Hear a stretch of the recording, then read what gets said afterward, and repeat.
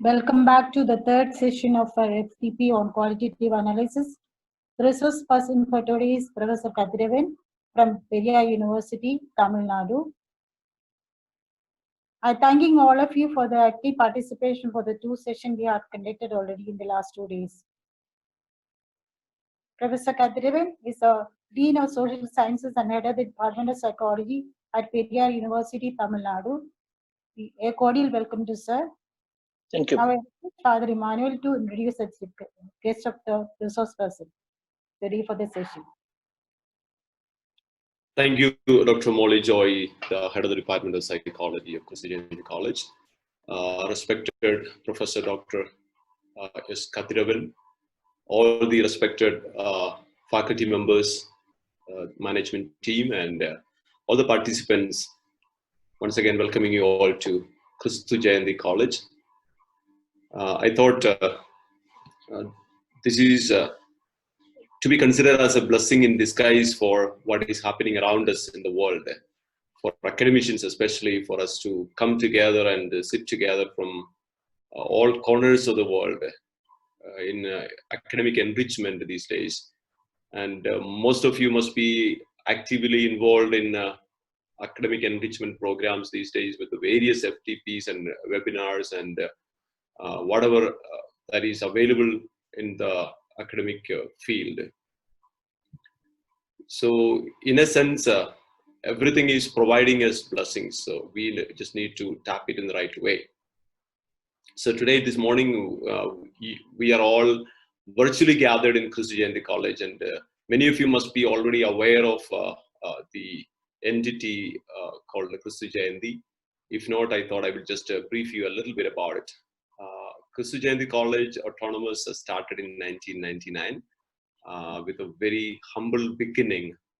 We started in a remote village in Bangalore called Naranpura, Kothanu, with just 9 students in the Bangalore University. And over the course of these 2 decades, we were so blessed to have a wonderful team of dedicated teachers and very gifted students. Right now, we have reached to a level of 7,000 plus students with 35 plus programs and 8 plus research centers in the college. And currently we are affiliated with the Bangalore North University, as Bangalore University is now trifurcated. And Department of Psychology currently have 2 master's level program, one MSc Psychology with the specializations in industrial as well as clinical. Another one, MSc Counseling Psychology, fostering the demands of the society. I would say every year we have like 250 students doing the master's program, and more than 550 or 600 students doing their undergraduate program in the college, which is one of the prominent departments of the Christu Jayanti College. So it is definitely a moment of honor and proud for the management team, as I represent the principal and the vice principal and all the other team of the management, to thank the Department of Psychology to take Christu Jayanti College to the next level of academic excellence. So once again, thanking the Department of Psychology headed by Professor Dr. Molly Joy and all the teachers completely dedicated. I wanted to take this moment once again to thank Professor S. Kathiravan, the Dean of Social Science, Professor and Head of the Department of Psychology, Periyar University. Sir has an extensive level of knowledge and expertise in the field of research and guidance, as we all know. And I was trying to go through the educational qualifications list, which is probably very. It will take half an hour for me to actually finish reading all the degrees that Sir has acquired over the years, all the PhDs and all the masters, which itself tells us how well Sir is academically talented and focused. And I also noticed that Sir has already guided more than I would say 75 plus research scholars in the MPhil and PhD, which itself is enough qualification to explain the luminary that we have this morning. So in the name of Christy Jayanti College, the entire team of management, the principal, the vice principal, and all of us gathered here, Professor Dr. S. Kathiravan, sir, it is my honor and privilege to once again welcome you to this auspicious gathering. And I request you, please enlighten us continuously. And we are definitely indebted to you, especially in the world of research. And we are looking forward to listening to you. Over to you, sir. Thank you, Father. Thank you. Kind of you. Hi, Vikrant. Yes, we can hear you, sir, well.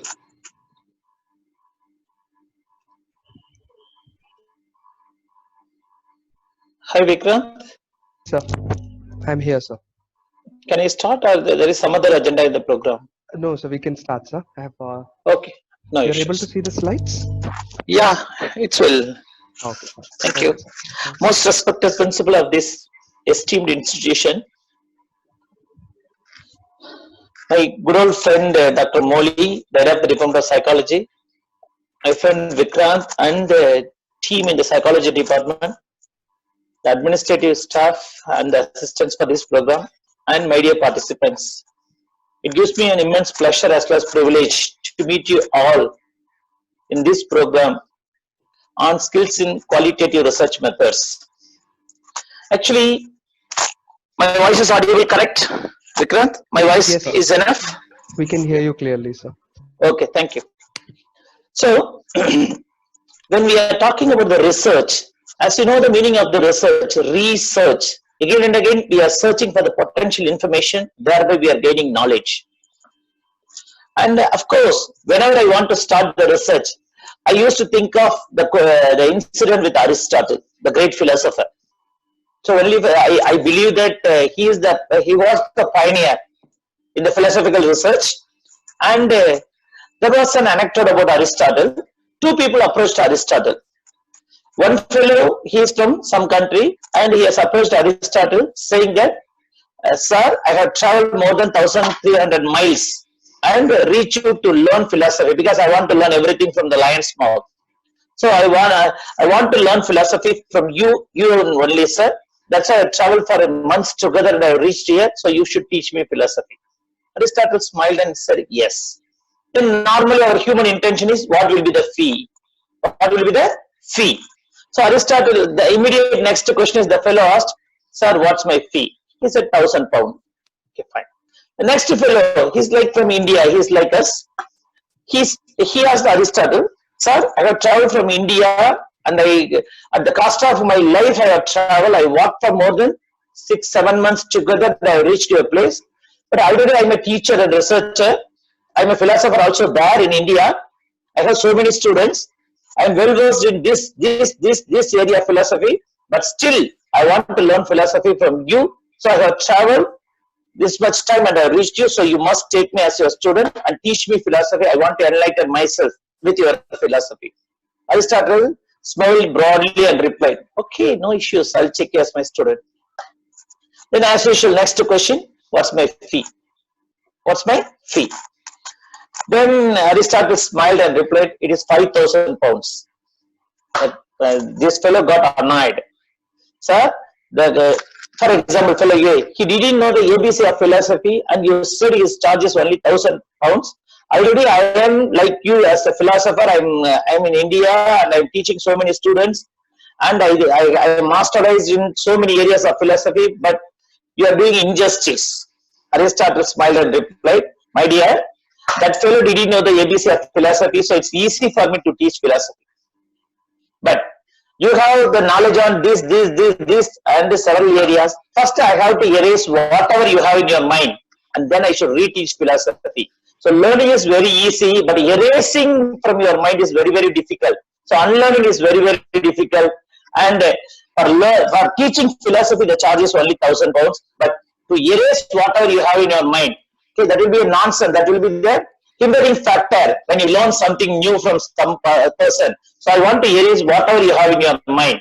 And I have to reteach philosophy. So for erasing those information, the charge is 4,000 pounds. That is the tedious job. So whenever I am reading research or taking classes on research, I am always applying the same thing to my mind. You believe it or not, though I am guiding people, etc., etc. Even yesterday night, I sent my PowerPoint to Vikrant and I got the feedback. And he has asked me to incorporate some more information. So I'm really happy. Vikrant is our good old friend and our student also. So he has given the feedback, sir, you can incorporate these things. So I'm keeping myself as the learner always, especially when the research is concerned and the therapy is concerned.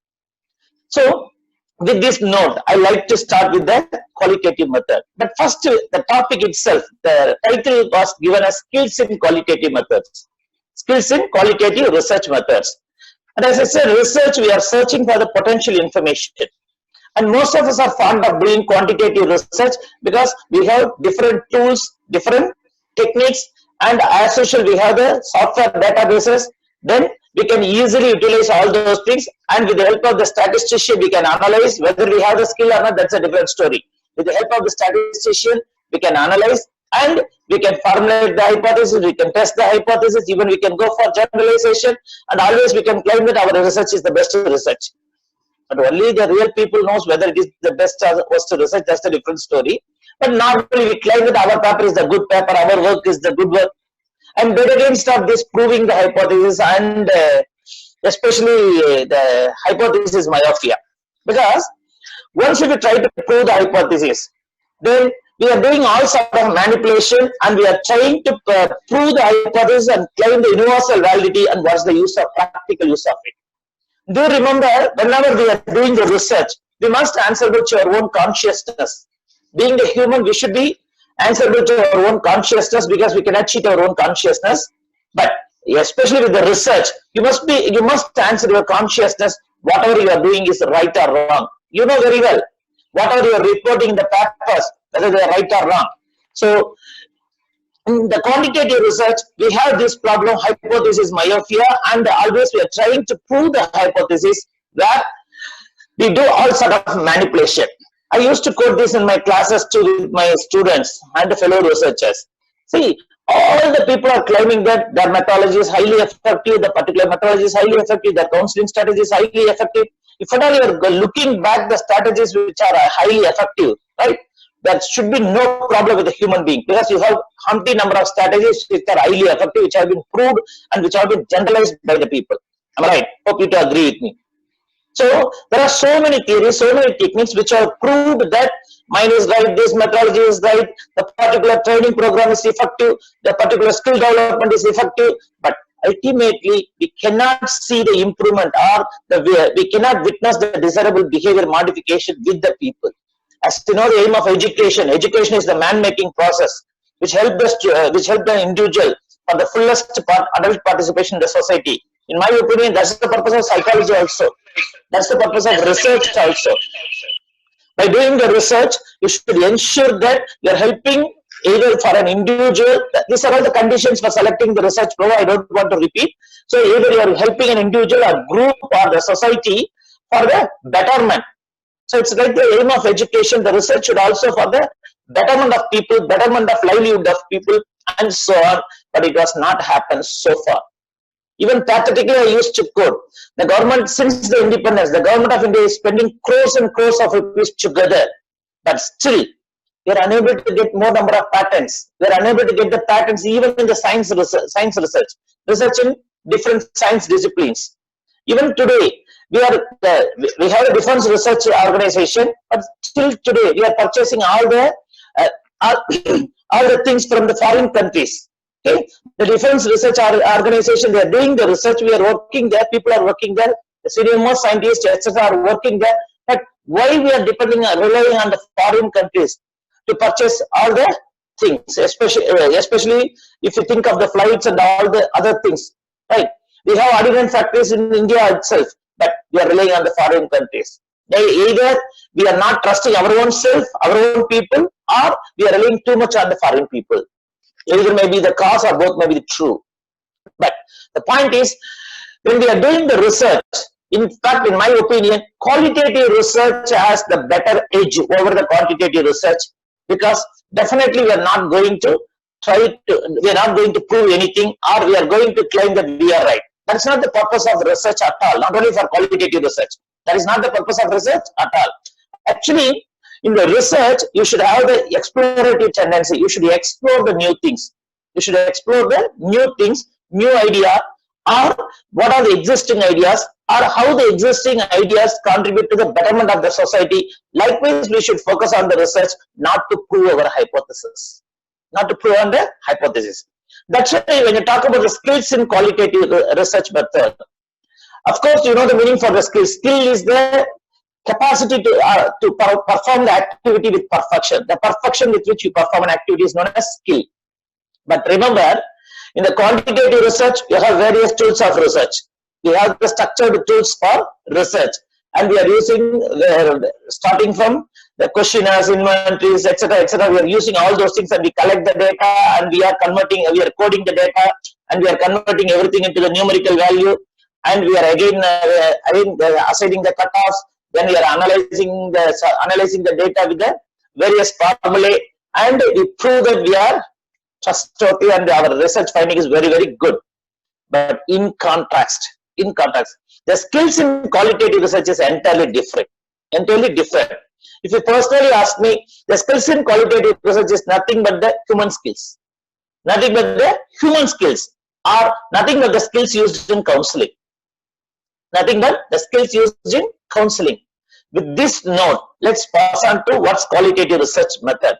Remember, I want to give the complete orientation about, because specifically talking about the skills alone will not give the proper understanding about the qualitative methods. In fact, in the quantitative method, straight away you can talk about the experimental design, or straight away you can talk about the experimental design, descriptive designs, or you can talk about the correlational designs. But in quantitative method, without understanding the basic logic, we cannot talk about anything with the qualitative methods. And remember, in the qualitative methods, we focus on quality. And remember, quality is descriptive. We cannot quantify everything with the quality. For instance, you can talk about your degrees, number of degrees or what you have attained, or the percentage of marks you have attained. But what is the quality of learning within yourself? We can infer, only we can infer the quality. So quality is the inferred process. So inference is the essence of all the qualitative research. With this note, we can talk about what is qualitative research. The next, the qualitative research focuses on the quality of things. The quality of qualitative research focuses on the quality of things. For example, what's the nature? What are they like? How can they be described? These are the three key points with regard to the focus of the quality of the things. So, what is the nature?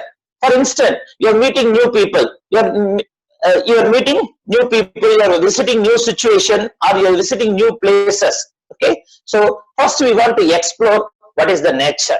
Suddenly you have been traveled to Antarctica.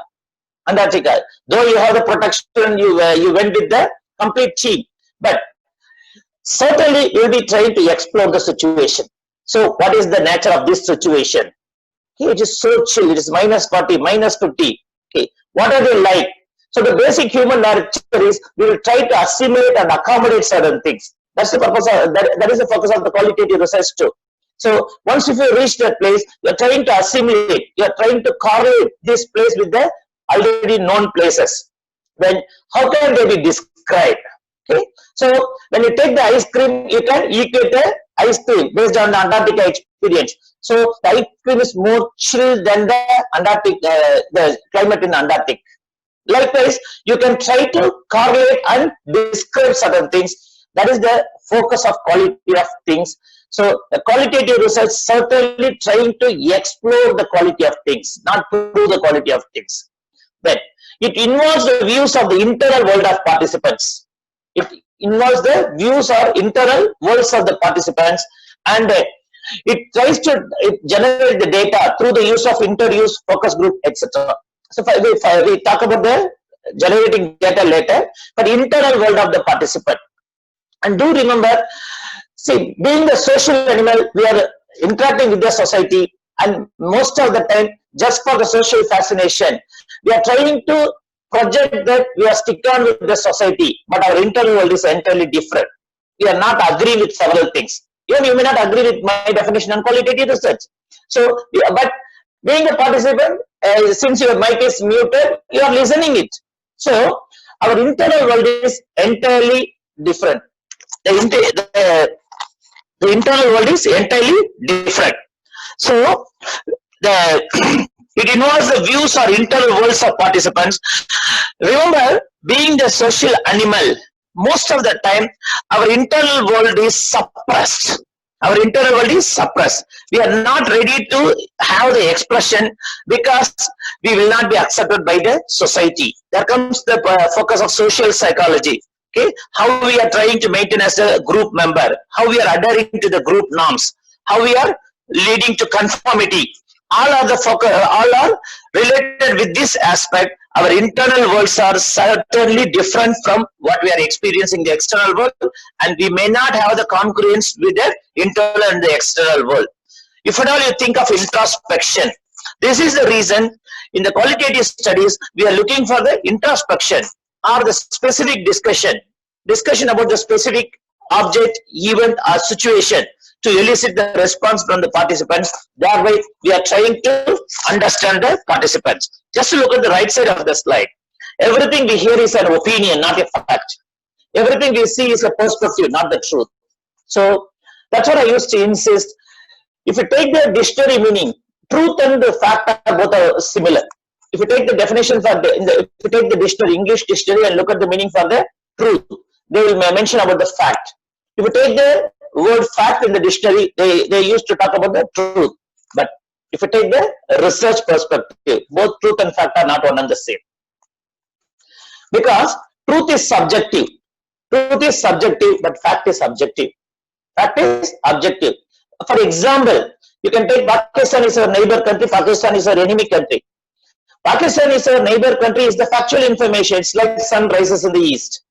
Due to the geographical location, etc., Pakistan is our neighbor country. But Pakistan is our enemy country. How does we develop you develop this attitude? You develop the attitude that Pakistan is our enemy country. It is purely based on the mass media, the propaganda made by politicians and all the other things. We develop the attitude that Pakistan is our enemy country. But my question is, how many of you really visited Pakistan and you mingle with the people in Pakistan and you studied the attitude of the people in Pakistan? Then you can understand that they are very attitudinally or mentally, they are very close with us rather than with our opinion Pakistan is our enemy country. So if you take the qualitative research, it provides the better edge. You can go there, mingle with the participants and understand the behavior. So everything we hear is an opinion, not a fact. Not a fact. Everything we see is a perspective, not the truth. This is the best example for the qualitative research. Next.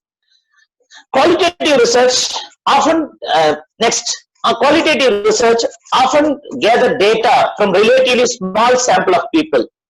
And we can provide a micro-view of whatever issues you are examining. This is the most important thing with the qualitative research. We are collecting the data from the small number of participants. Because if you look at the steps in research, the last step is the generalization of the findings.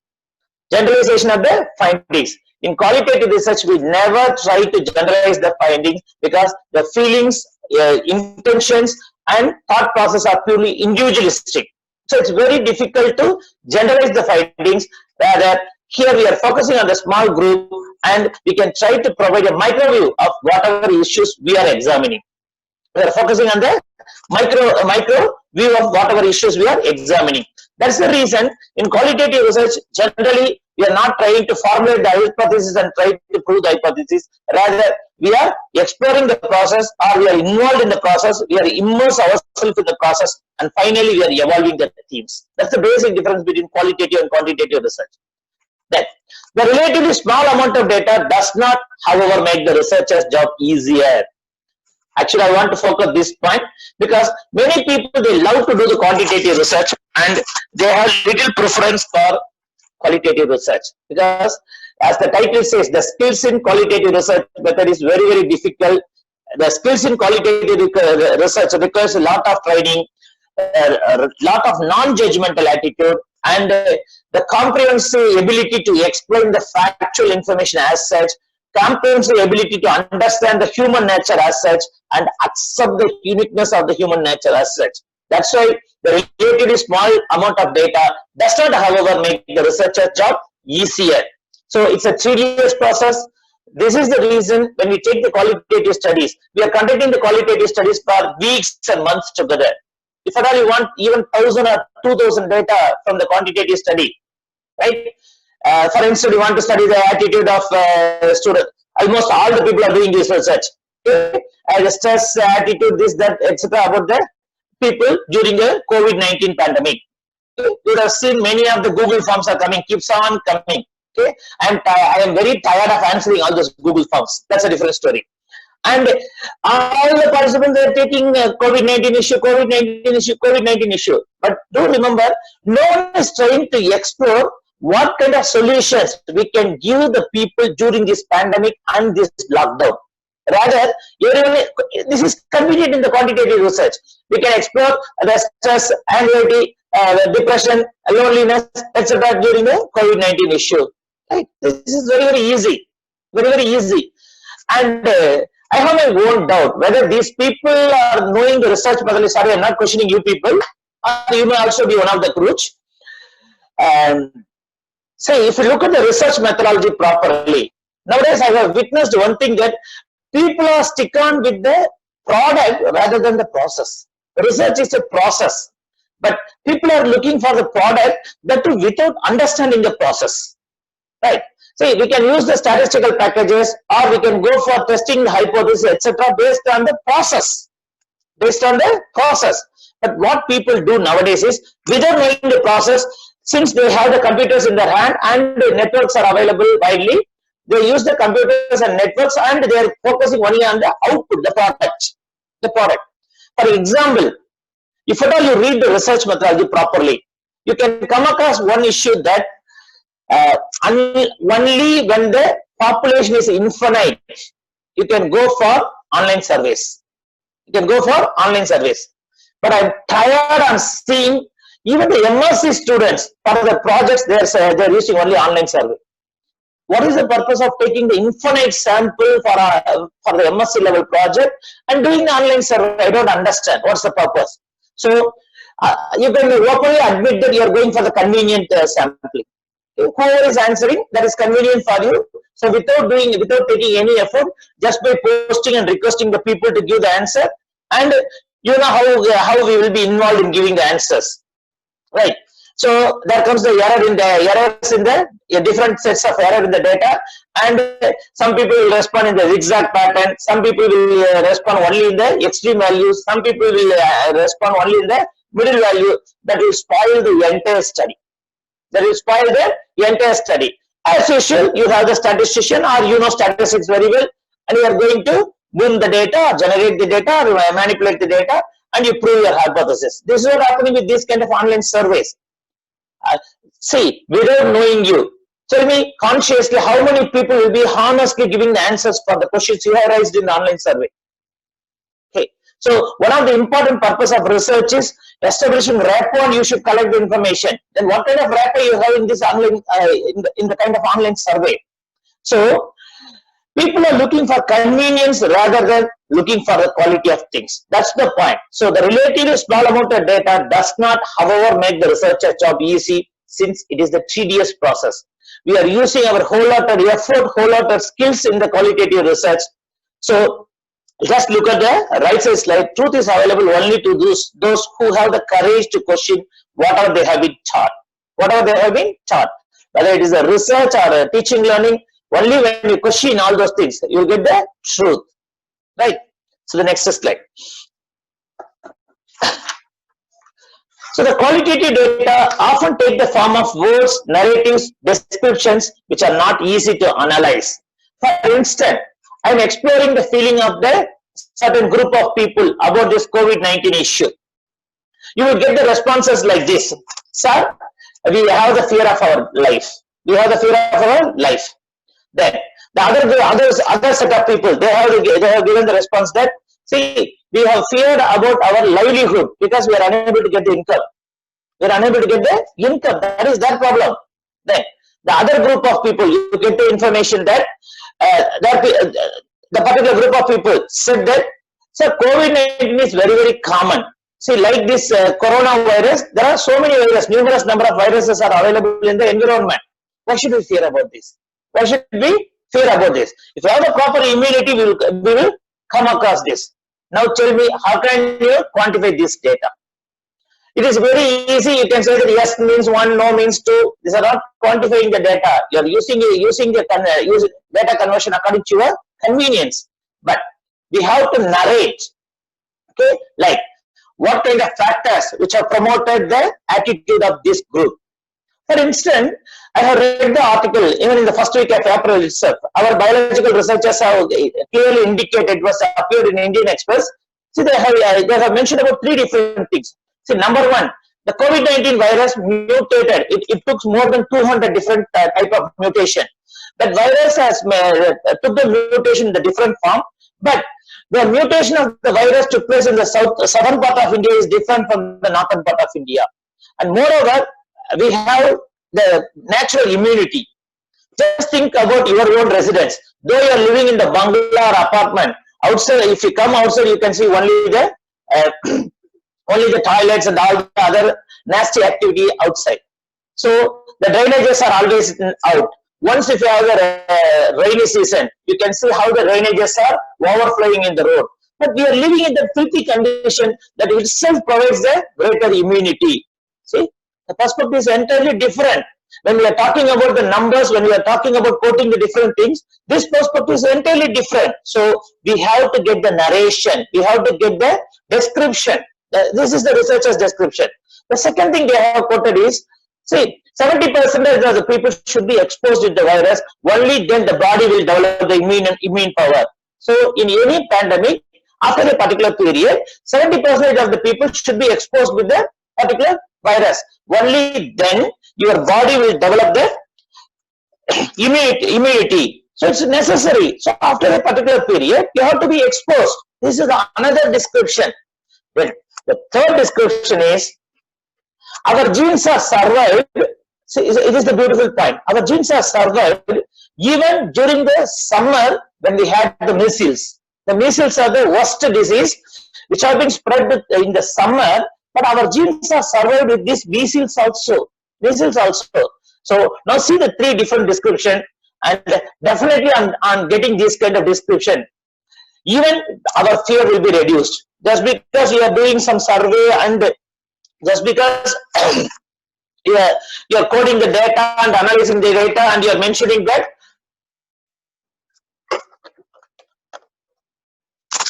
this is the anxiety level, you can go for relaxation training. This is the stress level, you can go for stress reduction training. Okay, nothing will happen. But see the description. This is I felt that this is a type of 3 qualitative description which provides the satisfaction, which provides the self-confidence. Once if you are confident about with your own immune system, then body will react, the chemicals will react accordingly, the chemicals will be segregated accordingly, and you will have the natural immunity. So purposefully I mentioned about this COVID-19 because of this COVID-19 we have the online classes. This online platform was successful today. So the qualitative data help us to understand the narration as well as the description, but analyzing these things is these things are very, very difficult. So it actually, due to this factor only, it requires a lot of human skills. That the researcher must do a lot of intelligent interpretation of this data to identify relevant themes. Because, as I said earlier, we are not trying to prove the hypothesis at the end. We are not trying to prove any hypothesis at the end. Rather, we are going to make the themes. For instance, take the previous example. Based on our experiences, based on interpretation from the different groups, we can make the themes like this. Yes, certain group of people, or a certain community people, or the certain people from the particular area of the country. Okay, they have the natural immune system and they trust it. They trust it. First, you should trust that you have the immune system. First, you should trust that you have the capability. That's the most important thing. So we can develop the themes. We can develop the themes. Not we are trying to prove the hypothesis. Then not only we are developing the themes, and we make these understandable and credible for the reader. Okay, even when you are a reader of the finding of this research, you should understand, okay, how credible this data is, how credible the information is, and you must understand what may be the various factors. So reporting the qualitative data is very, very tedious. It's not like just reporting the quantitative study. Like you are writing always, the calculated t value, f value is greater than this value, so the hypothesis is accepted, not accepted.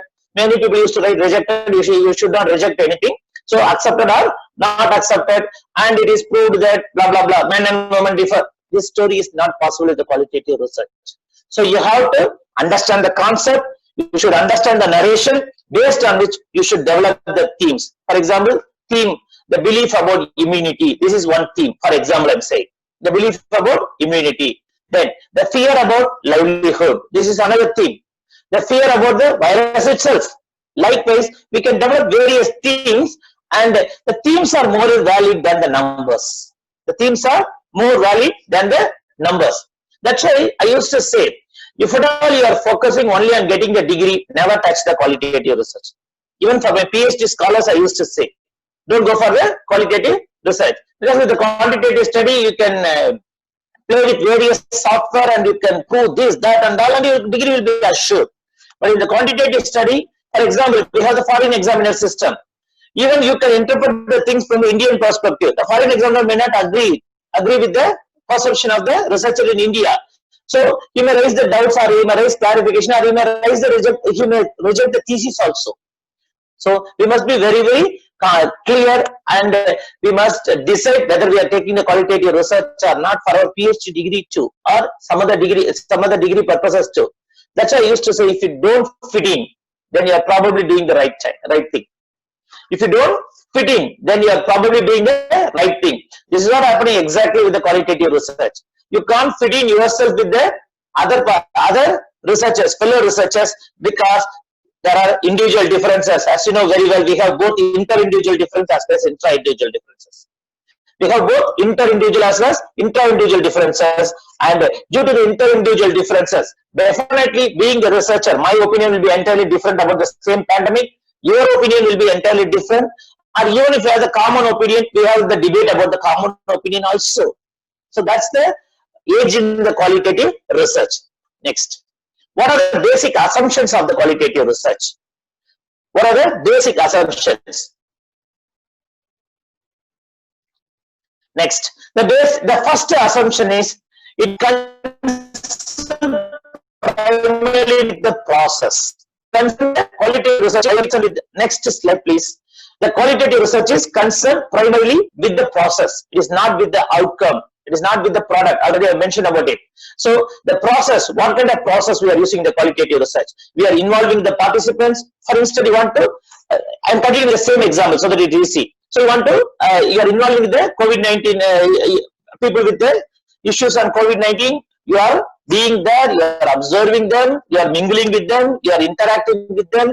Then you are imposing certain things among them, and you are leaving it for the discussion, and you are eliciting the information, or you are just observing the information, or being the participant in the group. You are creating certain environment, you are creating certain issues, and you are discussing it together with the other participants. Then you are inferring certain things. So it's a tedious process. It's a tedious process.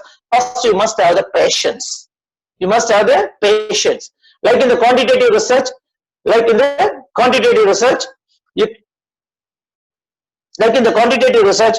cannot get the results immediately with the qualitative.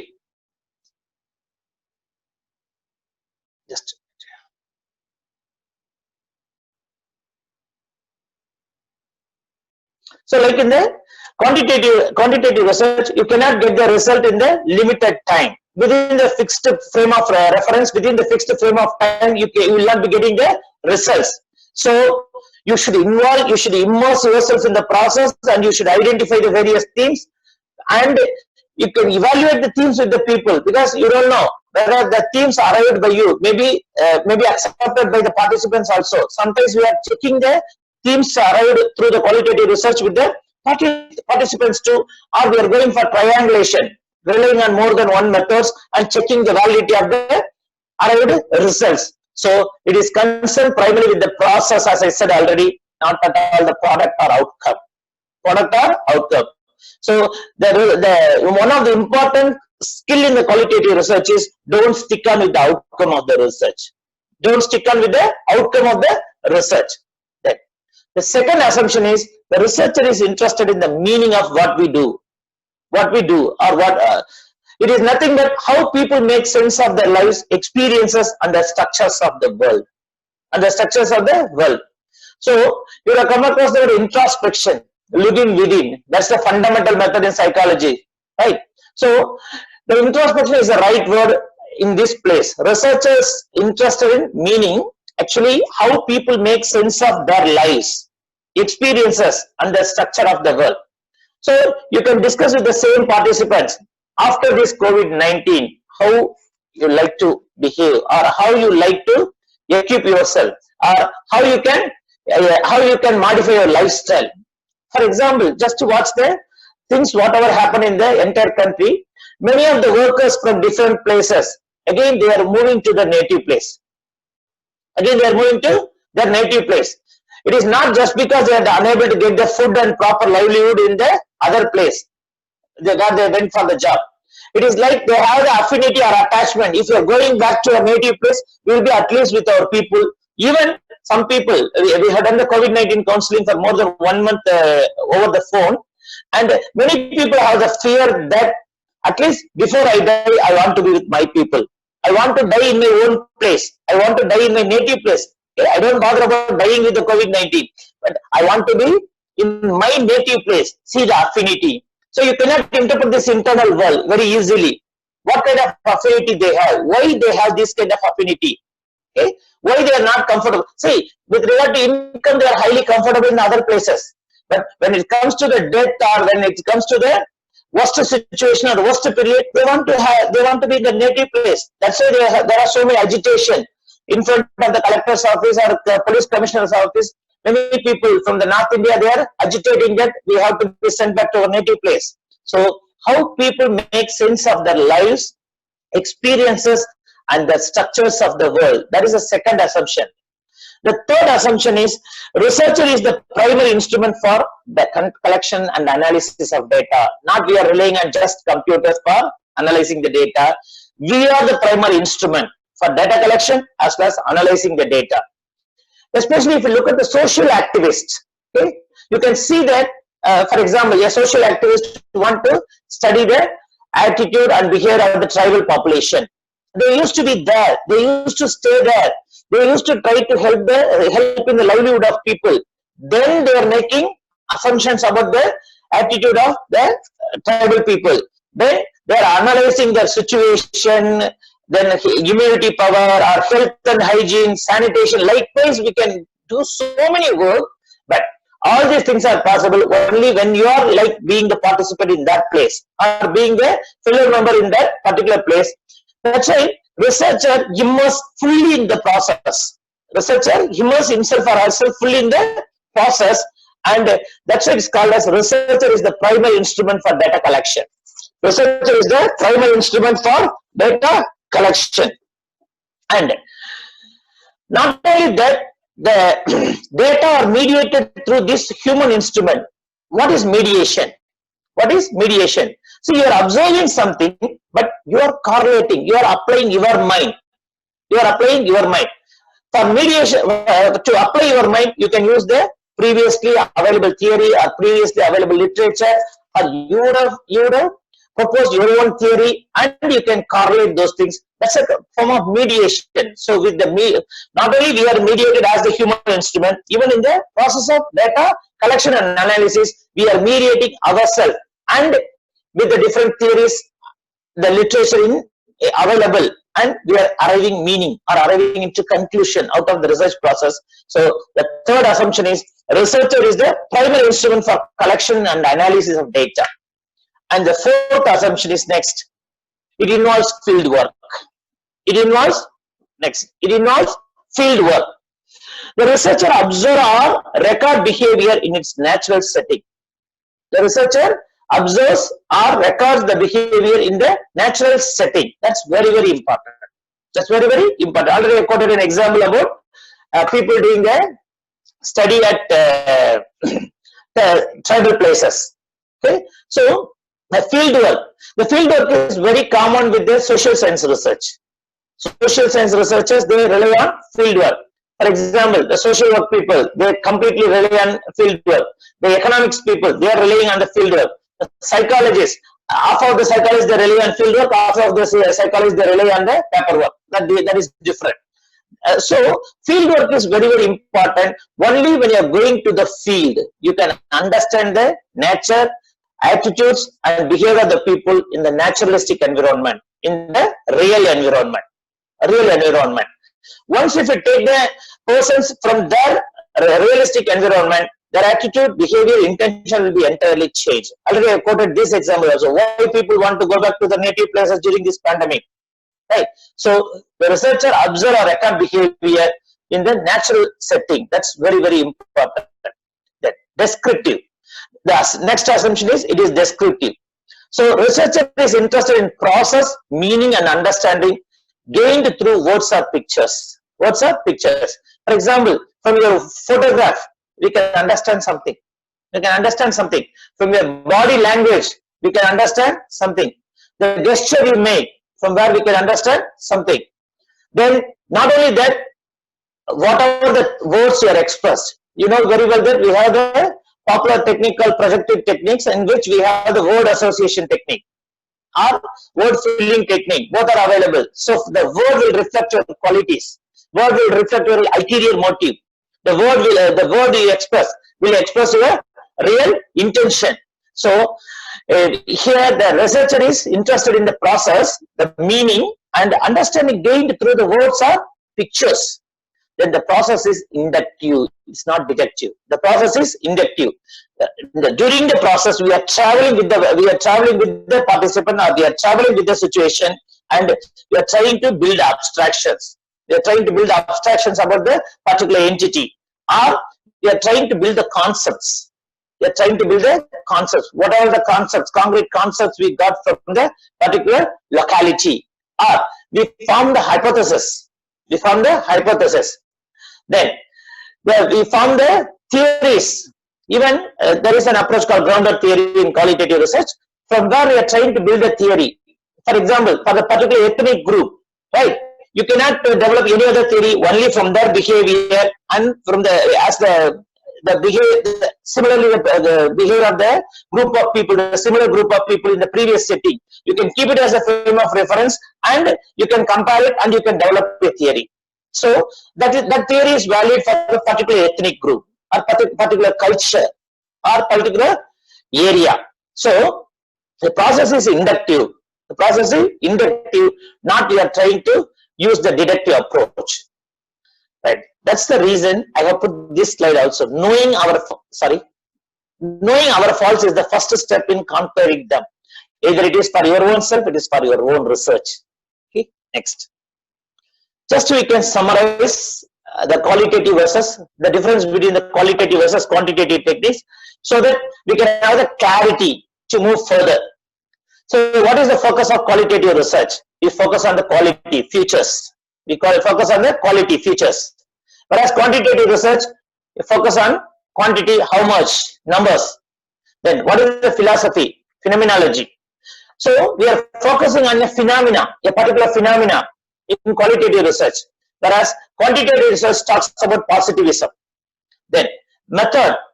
In the qualitative research, we use either the ethnography method or observation as the important method. Whereas in the quantitative study, we use the field experiments or controlled experiments or observation, correlation. Then the goal of the qualitative study is understand the situation or understand people. Derive meaning from the situation or people. Then the goal of the quantitative method is prediction and testing the hypothesis. Prediction and testing the hypothesis. And do remember, whenever you use your prediction, you use your judgment also. That's the human nature. Then the design is flexible design with the qualitative approach. Then it has a specific purpose. The design may not have the universal validity for everyone.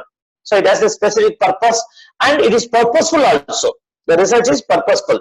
But quantitative design, we use the structured design, we use the predetermined design. One group, they have a single subject experimental design, two subject experimental design, or correlational design. Likewise, we have the structured designs.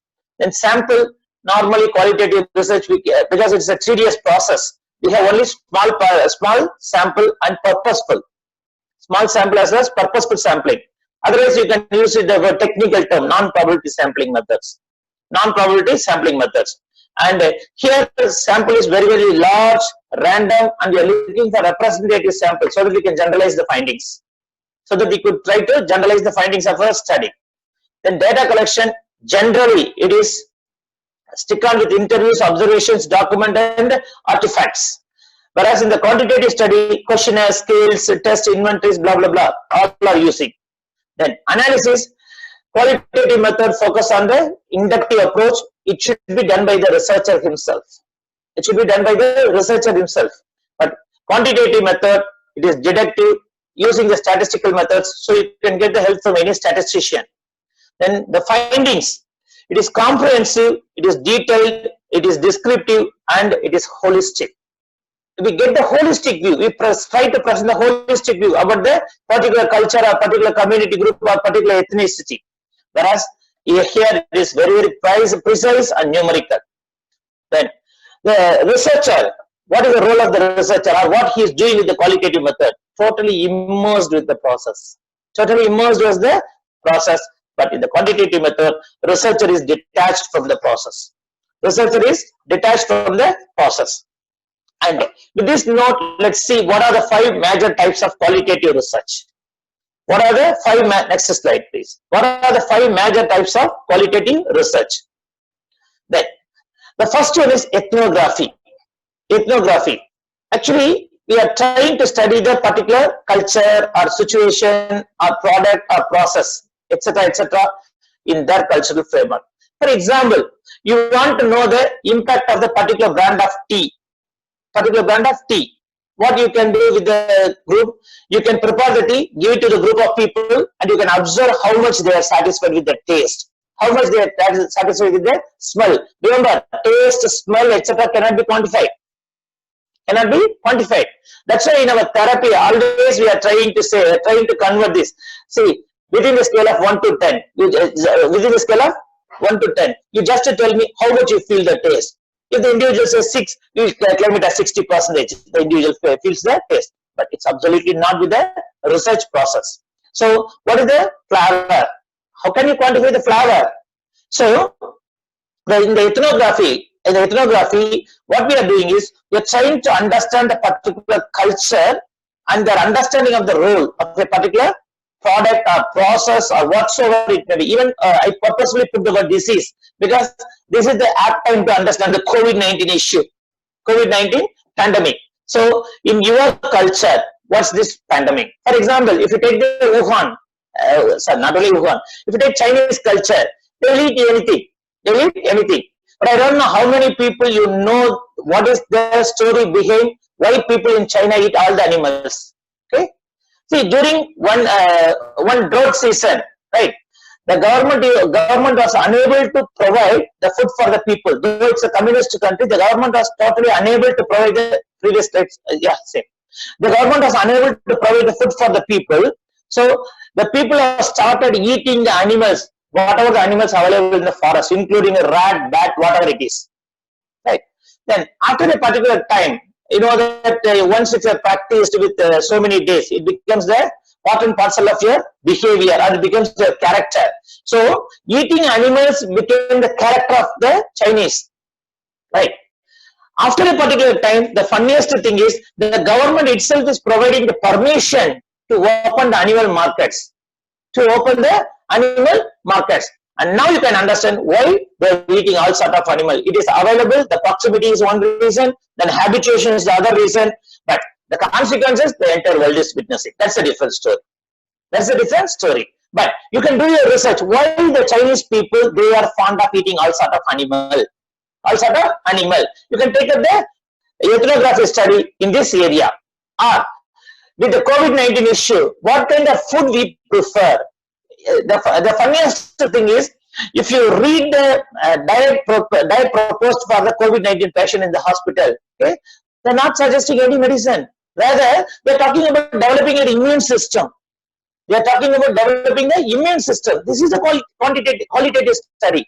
Okay, how to develop the immune system? You should take more protein. How much of protein? Nobody knows. It is purely individualistic, right? So, if they increase the vitamin D, increase the vitamin D, be there in the sunlight for 20 minutes or 40 minutes. So, likewise, all these things are the features of the quality, not the quantity, not the quantity. So, within the cultural framework, we can do anything, any kind of study. That's the ethnography, purpose of ethnography.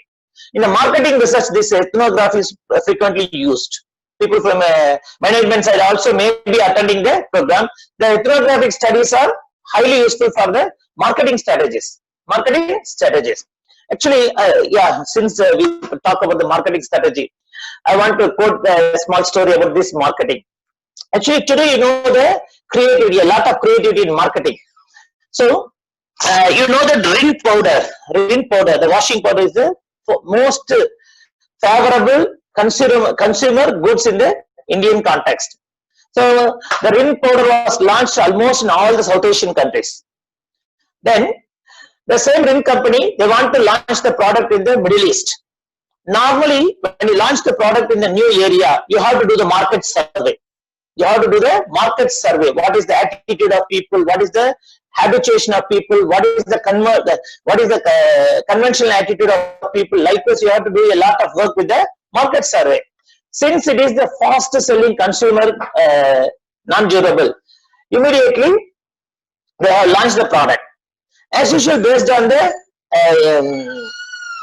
creativity, they made a beautiful advertisement with the neon light and all. In the first slide, one lady is carrying the dirty cloth. Okay? She is showing the dirty cloth. In the second picture, the dirty cloth was immersed in the bucket of water contains rin powder. In the third picture, the lady is showing the pure white cloth with the glittering white. And after they launched the product and they made so many advertisements, none of the people in the Middle East, they purchased the rin powder. Okay? Now the company got annoyed because they invested crores together and they have sent the marketing research into the market survey. Okay? Even they were unable to identify the real reason.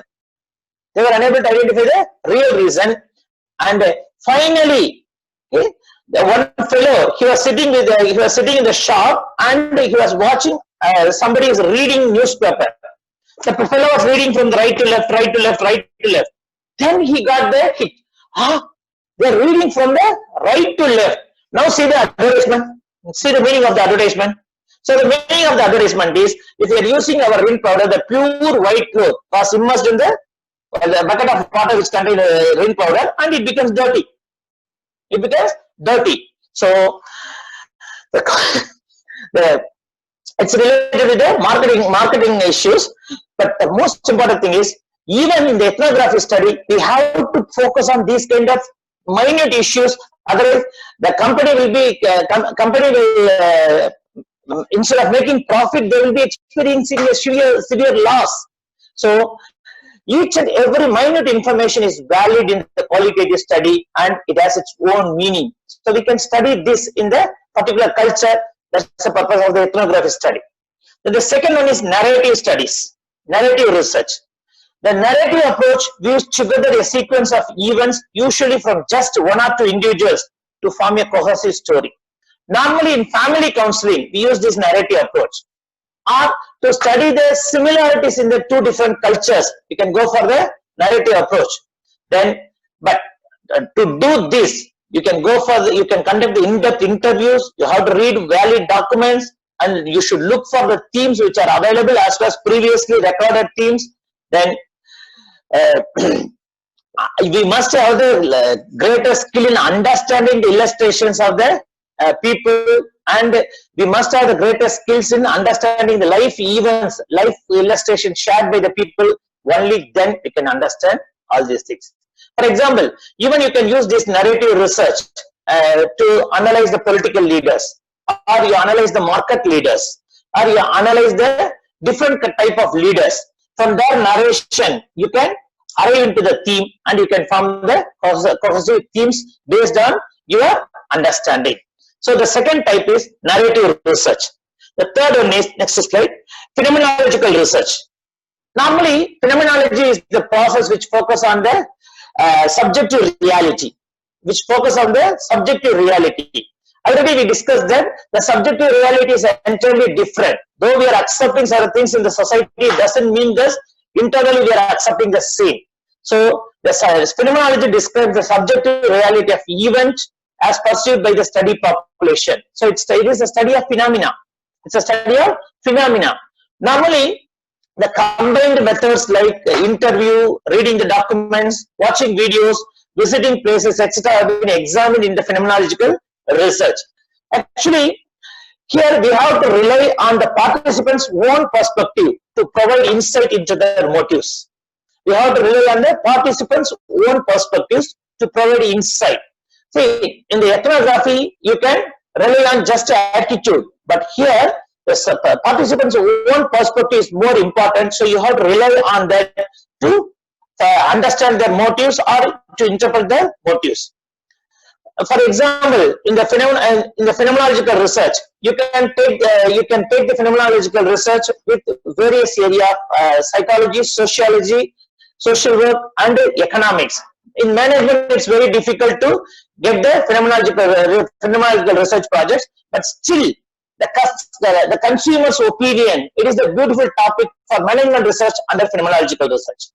The consumer's opinion about the product, the consumer's satisfaction about the product. So the consumer behavior can be placed in the phenomenological research in the management side, but in psychology, sociology, we have so many issues, right? For example, you are suppressing with the depression. You can do the phenomenological study about how the depression is possible with the individual, and you can get the perspective of the individual. There comes a various story to talk about the depression of an individual, and you can analyze the family tree. From that, you can identify the issues. So you can take the depression as the phenomena, and you can do the wonderful work with an individual. Just with one individual, you can do the phenomenological research. Then the fourth type is grounded theory. Grounded theory. It's also an inductive type of research. Inductive type of research based on it is based or grounded in the observations or data from which it was developed. It is based or grounded in the observations or data from which it was developed. It uses a variety of data sources, including quantitative data, review of records, interviews, observation, and surveys. For example, if you take this COVID-19 pandemic, right? Look back in 1918, we had a similar pandemic. Then you could see that the similar cycle was repeated. The lockdown 1, lockdown 2, lockdown 3, etc. was repeated. So it is now pandemic. The grounded theory is pandemic issues. The grounded theory is pandemic issue. So we have the base from 1980, and we are comparing the base with the comparing the current scenario 2019 and 2020, and based on the similarities and differences, we can formulate a theory. Based on the similarities and differences, we could formulate a theory. And probably you would read in the newspaper, or you would listen in the news. Okay, the entire world is pollution free, but human being wearing the mask and walking in the road. Okay, see the contrary. So what kind of things happen in the globe? See, so far we have exploited the environment, but now the environment puts the barrier for the individual survival.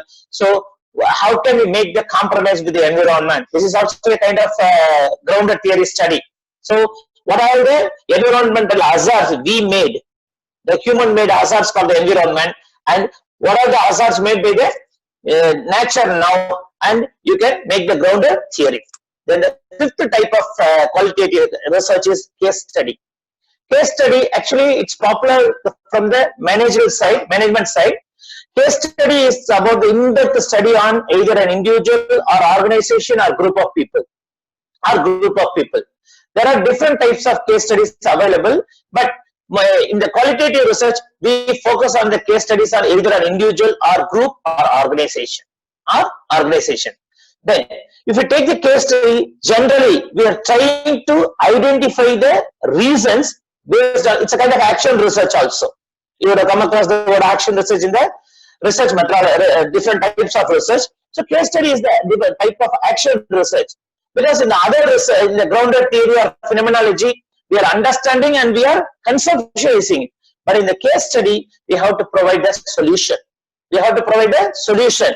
So, as I said already, if you take the issues of the COVID-19 sufferers, you have to provide a solution. They are looking for the solution. They are longing for the solution. That's why they are agitating before the government offices. That is why they are blocking the roads and making the agitation. So you have to provide a solution. So in the case study, we can either conduct the case study about an individual or group or ethnic group or the organization, and out of which we try to provide a solution or we try to suggest a modification. We try to suggest a modification, or it is called as the corrective factors. The corrective factors should have been provided in the case study. So these are the 5 major types of qualitative research, starting from ethnography, narrative research, phenomenological, grounded theory, and case study. And let me provide the comparative chart in the next slide. Next slide, with these 5 major methods. Okay, so the method ethnography, the focus is context or culture. The material will be circulated to all the participants by the organizers.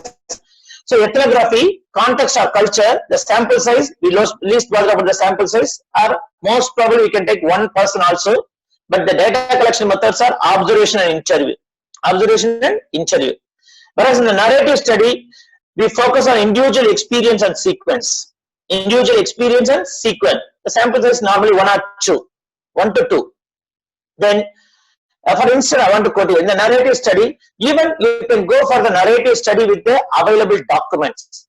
For instance, you can take Thirukural. What are the motivational factors in Thirukural? What are the counseling principles in Bhagavad Gita? What are the counseling principles in Bhagavad Gita? Likewise, what are the humanistic principles available in Quran?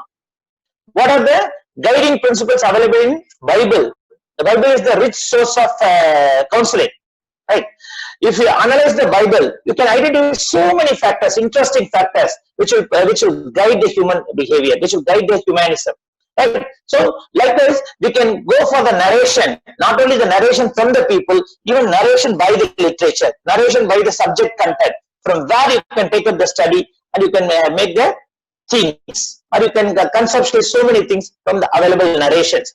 So stories from individuals and documents. The data collection sources, stories from individuals and documents. In the same example, let me tell you. See, what are the similarities and differences between Bible and Quran? It's a kind of narrative research. What are the counseling factors or guiding factors available in Quran and Bible? You can make a comparative study too. That phenomenological. People who have experienced a particular phenomena. People who have experienced a particular phenomena. See, in the same COVID-19 issue, okay, still there are about 13 countries, they never suffer with this COVID-19 issue. They are not suffering with just to check their websites. Still there are small countries like Bolivia.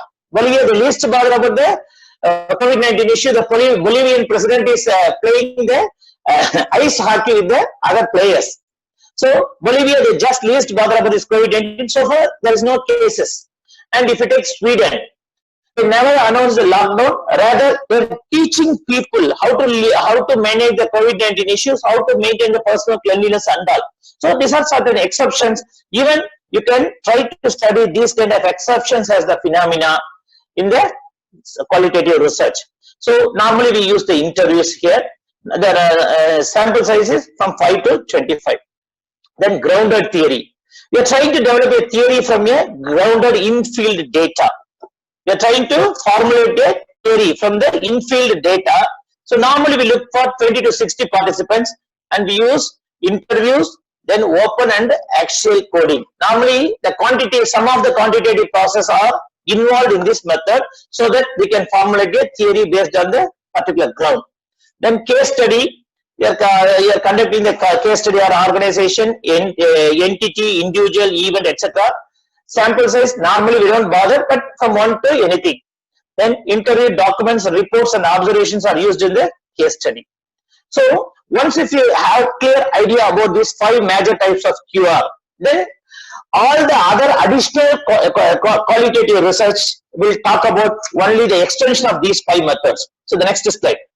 Some of the additional qualitative types. One is biographical research. Next slide, please. Biographical research. Actually, in the biographical research, it is considered as the social interpretative paradigm of research. It is concerned with the reconstruction of life histories and constitution of meaning based on biographical narratives and documents. For instance, you can take the biography of Mahatma Gandhi. Even today, many people are under the Gandhian thought, peace and Gandhian thought departments. They are doing so many research, but still till today they are unable to completely understand what Gandhi has written. So many research is going on. And the funniest thing is, you might know about Ramanujan, the mathematician legend Ramanujan. You know one thing, there is an institute called Ramanujan Institute in Chennai, the Mathematical Institute, which is affiliated to the University of Madras. Ramanujan, he just mentally calculated everything and he has written the problem and solution in a small notebook. He has written the problem as well as the solution in a small notebook. In Ramanujan Institute of Advanced Study in Mathematics, each problem has been taken and people are working for the PhD research. Just imagine the situation, how many PhDs you should award to the Ramanujan, right? So the biographical research, from these kind of biographies we can learn quite a lot. Then philosophical research, in order to clarify the definitions, identify the ethics, or make a value judgment concerning an issue in the field of study their lives. Okay, we can go for the philosophical research. The best example is the rural norms, the norms prevailing in villages. Okay, see, in many of the villages in India, not only in India, even in the entire globe, right? The norms, the cultural norms, ethnic norms prevailing in the village, okay, it cannot be changed. Though you have the advancement in science, technology, fundamental right of people, etc., you cannot change the belief, you cannot change the norms. So we can do the philosophical research even with this. Then critical social research, right? That normally it comes under semantics. So it is used to understand how people communicate and develop symbolic meanings. For instance, just yesterday I have seen a small video. In Tamil, there is a word called Gavani. Okay, attend me. There is a word in Tamil called Gavaningal, means attend me. Right? It has different connotation. Okay, see, in the particular situation, the word Gavani means you are listening to me. In another situation, Gavani means you show the concern on me. In another situation, the word Gavani means you are like the researcher, you are curiously exploring things. Likewise, there are different meanings for Gavani. But today the meaning has changed as, once if you complete the task, you should give me the bribe, for which you are using the word kindly attend me. It means Gavaningal. See the changes in the meaning. So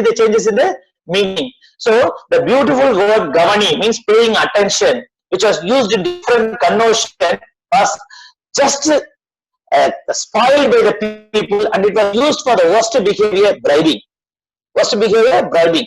So why these kind of changes have happened? You can do the research, critical social research. Why these kind of changes happen? Or how our symbols have conveyed different meanings. So you can do the research. Then the other one is ethical inquiry.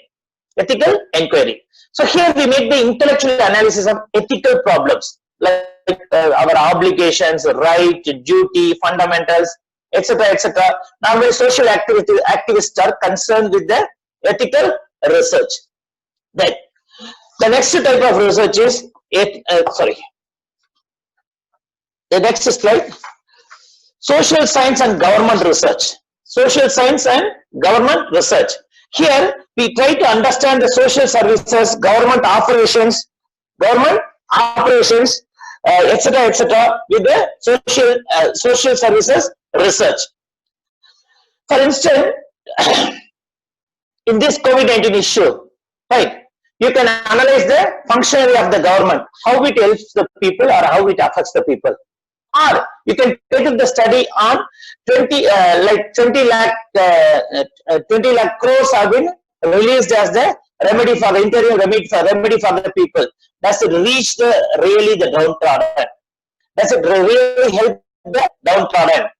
You can do the research. So the government research, actually you can analyze the policies and the recommendations of the government also in this form of research. Again, it's purely qualitative research. Then activist research, it is specifically focusing on the underprivileged or underdogs of the society. Underprivileged or underdogs of the society. See, if at all you heard of the Andaman Nicobar Island. Okay, see, there is the tribal class in the Andaman Nicobar Island. Even today, they are not wearing the dress. They will not allow the other people to reach there. But as usual, on the name of culture, we have encouraged them, and we are visiting Andaman, and we are making them to shrink themselves within the forest. We made them to shrink within themselves in the forest.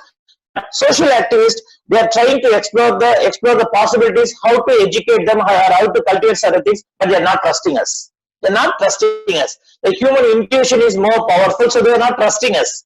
But still the research is going on in that particular area. Then foundational research. It examines the foundations for a science, analyzes the beliefs and develops ways to specific how a knowledge base should change in light of new information. Again, you might be aware of the word Newton's fall of apple. Newton's fall of apple. For your information, it was happened during the 1918 pandemic. It was happened during 1918 pandemic. Newton was unable to move to the university and move to the lab and do the research. So he was sitting below the apple tree and he was listening, and he got the Newton's law of gravitational force. Newton's law of gravitational force. Now you can correlate how this kind of Newton's law of gravitational force may arise due to the intuition or insight, and how it could be applicable to today's situation. I could say that these online classes, the online classes are popular, though it is popular in the Western countries. It was not popular in India for the last 5 years. The government is introducing the Swayam courses, MOOC courses, etc. But till today it was not popular. But within this pandemic period, within this lockdown period, everyone is conducting the webinar, everyone is conducting the online classes. But if you personally ask me, I'm against of this online classes, because you don't know what the opponent is doing. You don't know whether the receiver is interested what you are talking. You don't know whether the receiver pays attention on you. And I want to quote in the lighter sense. My daughter is also in the 10th standard. She is attending online classes.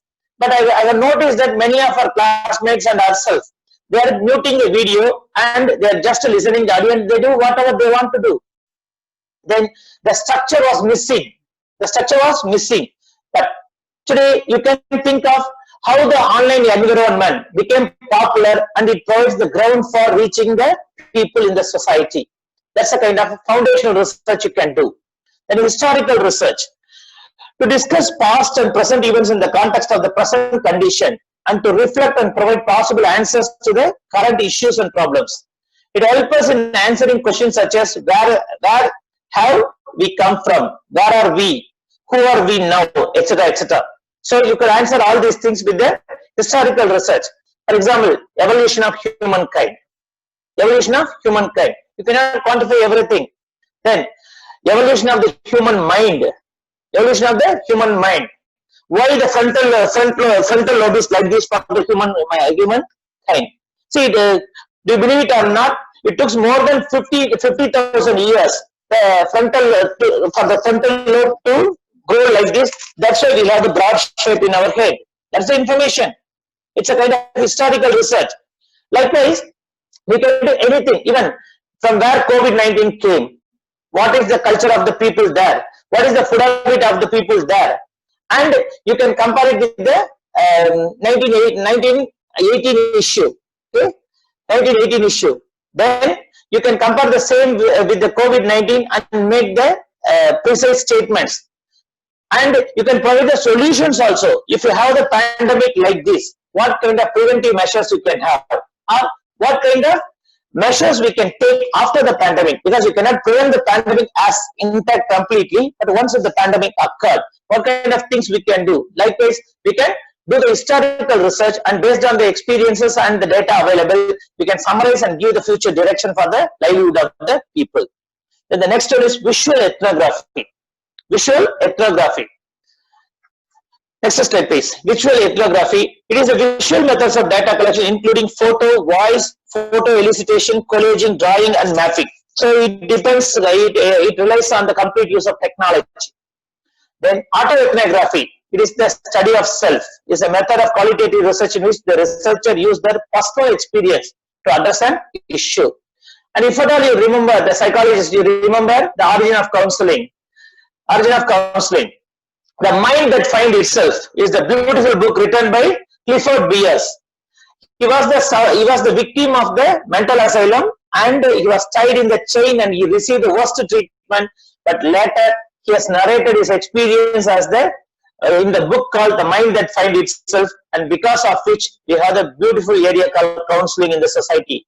Okay, that lay the foundation for the counseling movement in mental health or mental hygiene movement in USA. Later it has spread all over the world. So the autoethnography also is the beautiful method from where you can get an idea for the future participants. The next slide.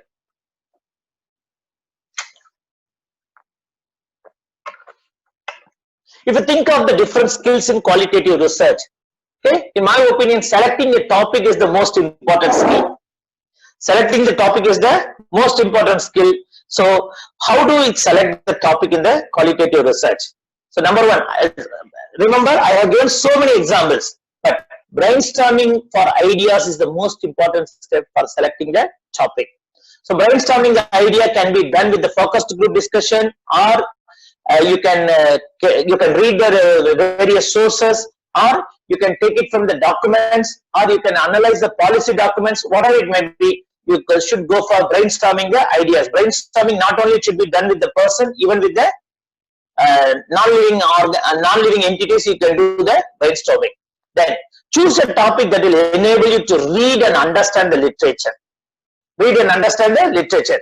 For instance, I am totally aversive about the pandemic. I am totally aversive about the medical side. Then if I take the topic on COVID-19, then my aversion will be expressed everywhere. My aversion will be expressed everywhere. So you should take the topic, you should be able to read, not only read, you understand the literature. So when understanding is possible, only when you have the empathy. Only when you have the empathy. So for which you have the qualities like empathy, empathetic understanding, only then you can choose a topic. Then the third step is ensure that the topic is manageable and that material is available. Material is available. If no material is available, your research will not be published. You may raise the question immediately, sir, then we should not take the innovative research. Definitely you can take the innovative research and you can be the pioneer in the field. But majority of the people will not be creative and will not be doing the innovative research. So I'm talking about the majority. So when you go for the qualitative research, ensure that the topic is manageable and some of the material, at least some of the materials are available to complete the work. Then you should make a list of keyword. You should make a list of keyword. Like if you take the particular, you are going to study the particular culture. You're going to study the particular culture. What are the keywords which can decide? Then cultural similarity, the similarity in the culture, or similarity among the people. Then attitudinal difference among the people. Likewise, we can choose the keywords. The purpose of choosing the keywords is not only to choose the problem; it will help you to formulate the theme in the end of the research process. Then make a list of keywords, and you must be flexible. You must be flexible. Though you have chosen the keyword, though you have taken the research, you are immersed with a particular area, particular situation, and finally you may get a different kind of result. So you should be flexible. You must be mentally ready to change the themes, or even something arises, you must be ready to change it. Then define your topic as a focused research question. Define your topic as a focused research question. For example, How come the migrants, okay, they can cope up with the COVID-19 issue? How come the participants from the migrants, how come they will cope up with the COVID-19 issue? So you should convert the topic as a focused research question. Then research and read more about your topic. Research and read more about your topic. Not only you are doing the field research, and you should go for the literature search, and you should collect the relevant information, the similar aspects about your topic, which will provide the framework to mingle with the people and collect the data. Then sampling, next slide. What is the type of sampling in the qualitative research? Sampling. The first one is purposive sampling. The first one is purposive sampling. I already mentioned that in the qualitative study we will be using only the non-probability sampling methods. Then purposive sampling. So you want to fulfill the particular purpose, so you are taking a group of people or an individual. Then quota sampling. You provide the stratification and you select the representative quota. Then snowball sampling. Snowball sampling. Snowball sampling, and you know very well that the participant selected will be recruiting another participant for your study, and you know the weakness also. For example, if you take the particular case, if I am having a particular problem, I will be recruiting the people with the particular problem only. With my attitude only, I will be recruiting the people. I will be helping you to get the people that will make the study biased too. That's a disadvantage. But we are going for snowball sampling because we cannot go and fetch the people. We cannot go and fetch each and every individual. So we prefer the snowball sampling. For instance, if you have the psychological issues, or specifically the deviant behavior, the one person with the deviant behavior accurately will show another person with the same deviant behavior, and he will be easily recruiting you the sample. So snowball sampling is also have the advantage. Then it is generally recommended a panel size of 30 respondents for in-depth interviews if the study included similar segments within the population. It is suggested that a minimum sample of size 10, but in the case population integrity is recruiting is critical. So these are all about the sampling. Then what are the important skills? What are the important skills for the qualitative researcher? I'm not going to talk about the computer skills. I already said that qualitative research skills are the human skills. Okay. So number one, aptitude for listening with intention. Aptitude for listening with intention. You must have the aptitude for listening with intention. Listening with intention. And do remember, aptitude is the inherent quality, inherent potentiality of an individual. So you must have the aptitude for the research, qualitative research. Otherwise, better not to take the qualitative research. Just for the fascination, don't take the qualitative research. But aptitude to listen. So listening is the most tedious aspect. Listening is the most tedious quality in an individual. And if you take the listening, most of the time we have biased listening. They have the biased listening. But qualitative research requires sympathetic listening. So with sympathy, you should listen to the participants. With empathy also, you should listen to the participants. Then you should be critical in analyzing the information. So you should have the critical listening. You should have the critical listening.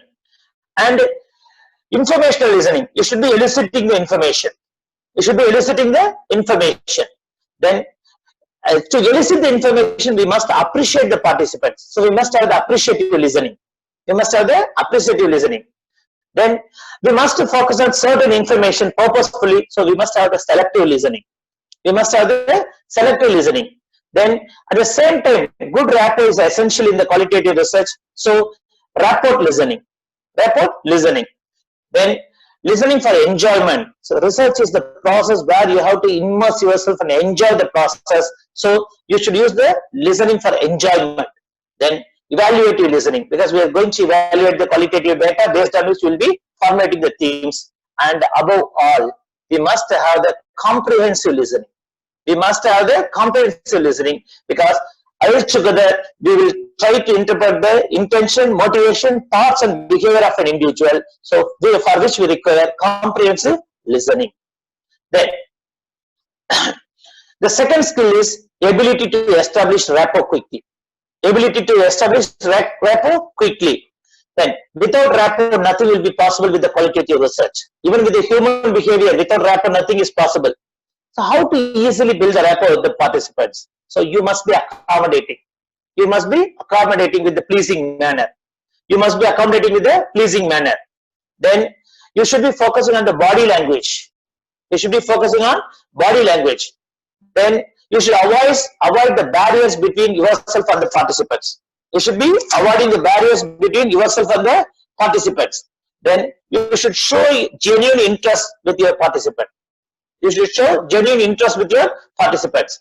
Then you should remember the basis of good communication. What are the basis of good communication, especially for research? Number one, you must have the clarity, principle of clarity. You must have the clarity. So whatever you communicate, it should have the clarity in the research process. Then the second principle is attention. We must be attentive throughout the process. Even in any moment, the participant should not feel that you are not attending him. You are not attending him. Then the principle of feedback. Whenever and wherever necessary, you should give the constructive feedback, not the destructive feedback, not criticism. Criticism is not feedback. Okay, in some situation criticism is required, but you must give the constructive feedback. Then you must use the principle of consistency. Okay? So for example, you are conducting an interview today, you are behaving in a particular manner, tomorrow you are behaving in an arrogant manner. It won't work with the participants. So you must have the principle of consistency. You must have the principle of consistency. Then you must have the principle of timeliness. So it should be timely. Then you should have the principle of adequacy. So you should provide adequate information. You must listen adequately. You must provide adequate information. Then you should be empathetic. You should be empathetic. And you should better, if you because go to the first previous slide. Still I am at the point establishing rapport. Yeah. So you should mirror and match mannerism and speech consistently, so that you will create the feeling, we feeling to the participants. We feeling to the participants. For instance, you come across the word NLP, neuro linguistic programming. In neuro linguistic programming, there is a word called mirroring we use. So we are simply repeating the behavior of the other person, thereby we create the mirror image of the person. In one moment the person will say yes for everything because he cannot say no for himself. Then the next aspect is intuitiveness. It is about how things work and how people think. So even I could say that this is a common sense. Not only intuition we are using, intuition is the base for your common sense. Intuition is the base for your common sense. So you should have an idea about how things work and how people think. How people think. There comes the prediction in psychology. There comes to a prediction in psychology. Then the fourth quality is framing. Fourth quality is, next slide please. Fourth skill is framing. Next slide please. Framing. So framing is nothing but related to the idea of asking the questions, the right question. For example, you are conducting the interview. You are conducting the interview. You are conducting the interview which is the unprivileged sector. Then you should not raise the question directly. See, if I am doing like this, right? What will be your intention? What will be the response? Which will be irritating the participants. Rather, you could put it in this situation. See, many people are experiencing this kind of situation, these kind of experiences, but they came out of this place. They came out of the situation by utilizing their willpower. So, do you think how your willpower will be helpful to come out of this situation? Or utilize your willpower and exploit how do you feel about the situation. This is the way we have to use the questions. The framing is very, very important in the qualitative research. If you make any mistake in the framing of questions, that will be backfiring you in the entire research process. That's why we insist how to write the good qualitative research question. There are certain conditions. Number one, as much as possible, it should be in simple single sentence. Simple single sentence. Then, in the sentences should include the purpose of the study. The sentences should include the purpose of the study. Then, it should include the central phenomenon of the purpose of the research. Then, use qualitative words like explore, understand, discover. That's what I have given the example. How do you feel? It is like the exploration of the feelings. exploration of the feelings. So you must use all those things. Then you should help the participant to experience the same situation, same stimulus in the inner world and give the responses. Like I should organize the questions. For instance, put yourself in this particular situation and tell me how you feel about this. Okay? In NLP, we are insisting about the clean language. How to use the clean language. I could suggest that the clean language should be used for formulating the questions in the qualitative research. Then iterate in the moment. Iterate in the moment. It's nothing but when appropriate, given the client and their expectations, the ability to come up with and test the language flow, etc. in the moment with the users. So iterate in the moment, it is nothing but how you are using your capabilities, okay, to make the connections, between the present situation and the expectations of the subjects or clients, and you can coming up with an alternative. ALT is nothing but alternative. It's a spelling mistake. Alternative language flow, etc. Then think and articulate both big and small. Think and articulate both big and small. Do remember, articulation is the most important skill in the qualitative research. In the quantitative research, you don't require any articulation skill, but here you are traveling with the participants, or traveling with the group, and you are exploring so many things. So you must be a good articulator. You must be a good articulator. And here the word, the articulate both big and small. Even the small things should be taken into account, and it should have been articulated. Even the big things, it should have been taken with the same concern, and it has to be articulated. So it is the ability to internalize the big picture questions as well as the small details of the concept, feature, or content in the question. Okay, so that's why I put the right side slide. Ask yourself your question: is my attitude worth catching? Is my attitude worth catching? Then the next skill. Next slide, please. The next skill is articulate the findings. Articulate the findings. And do remember, we should be in a position to summarize all those things and arriving into the themes. If at all you read the different qualitative research methodologies, most of the methodologies will suggest you how to derive the theme. For instance, theme about the nature of the people, theme about the nature of the culture, theme about the quality, theme about the product. Likewise, you should articulate the findings by arriving into the proper theme. Summarize the key findings and make actionable recommendations that are user-centered. Then, democratically represent the consumer. Democratically represent the consumer. Be the voice of the user back to your clients. Stand up for them. So, if you take the qualitative research, the most important skill is you are for them. If at all you are unable to have that feeling, weak feeling, better don't go for the qualitative research. Then the next slide. What are the type of data? Because each and everything, you could notice one thing. As I said, I am talking about the various type of qualitative study, etc., etc. But all those are involving the skills. That is why I have pointed out the fine skills in each and every step. Yes. What are the different data in qualitative research? The first one is verbal data. Normally, verbal data can be elicited through interviews. So we have various type of interview, focused interview. We can take up the particular problem or particular issue or particular quality or particular entity. There we can focus on the particular aspect and we can conduct the interview. For example, you can take the person's human nature also by conducting the interview. The best example is you can take the great leaders. Like, what are the similarities between Barack Obama and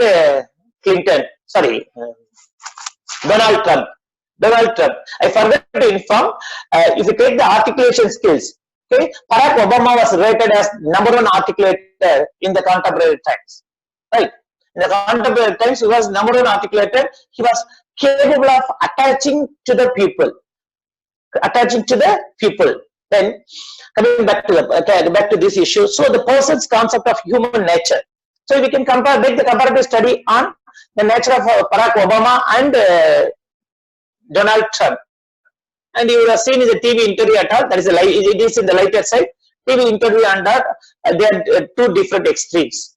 Then semi-structured interviews. Normally, we can decide the content in what area, in what aspect we have to do the interview. For instance, you are conducting the interview with the politician. It should be semi-structured. Because the politician may be a leader, right? And the politician, they have the authoritative age. So you cannot ask anything you want to ask. So it should be a semi-structured interview.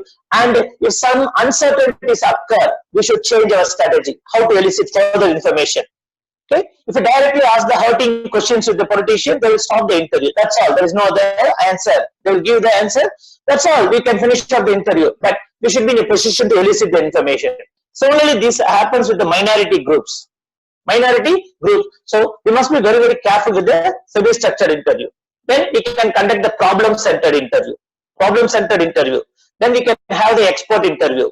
Then also we can go for the ethnographic interview. In the ethnography, normally the researcher will be the co-participant. It's like the participant observation, and you are interacting with the participant and you are eliciting the information. That's known as the ethnographic interview. Then narratives normally, narrative interview is the biographical interview. Then in the episodic interview, normally we use the present narrative of the particular structure, the episodes. The best example is your television episodes, right? Then you can conduct the interview like the television episodes. Then focus group interview. Normally, to arrive the theme, to collect the or to formulate the research problem, even we can go for the focus group. So in the focus group, we can have group interview, group discussion, then focused groups, specifically focused groups, then joint narratives. For instance, you can take two different individuals with the same depression and ask one person to narrate about his depression, another person about the depression, identify the similarities, identify the differences, and you can make the theme. The next page, next slide. Next slide, please. Then another one is verbal data. The other area is observation and mediated data. Nowadays, we have started relying on the technology. So there comes the usage of your mediated data. So observation and ethnography. There you can use the non-participant observation and participant observation as well as ethnography. Then the visual data, photographs as instruments and object of research. Then you can go for film analysis. Nowadays, in almost all the psychology department, we are using the technique called document screening or screening the movie. That is the kind of visual data, and it's coming under the observation mediated data. Then videos. Again, why it is called as mediated data? Because something is present as the picture, and you are using your own interpretation, subjective interpretation, and to arrive into the data. So it's a mediated data. And you are using the documents as data. So it is here comes the usage of technology again. One is the qualitative online research.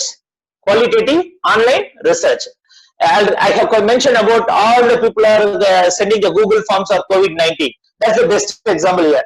But I don't know. They will be using it as the qualitative online data. They are doing it as the quantitative one. Then online interviewing. Because in the online interview, the best example is this Zoom classroom. Okay? The technology with the human variable interacting together, how create the structured learning environment. This is a qualitative analysis. So qualitative online interviewing. Then online focus group. In the television, this is what happening. They are calling different experts and they are doing the focus group, online focus group. In the television, they are doing, in the online, we are doing it. Then virtual ethnography. So from the virtual sources available, we can conduct the ethnography study. That's the virtual ethnography. I think my time is over. Rikrant is already given the warning. And next slide. We can just show the slide because any of our participants will be getting it and they can read it. Next slide. All those things are about the advantages and the limitations of the qualitative study. Just to pass. next, so that the participants will get an idea. Anyway, they will be receiving it. So what are the limitations? And do remember the final state, the world will not be destroyed by those who do evil, but by those who watch them without doing anything. So do something with your research. Thank you for your passion listening. Over to Vikram, the moderator. Thank you, sir. Thank you for your highly informative session. We have some time to take few questions. So Yeah, we'll please. take 3 questions.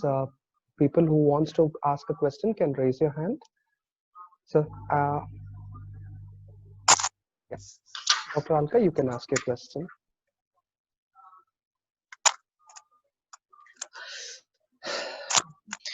Yeah, good afternoon, sir. Good afternoon, ma'am.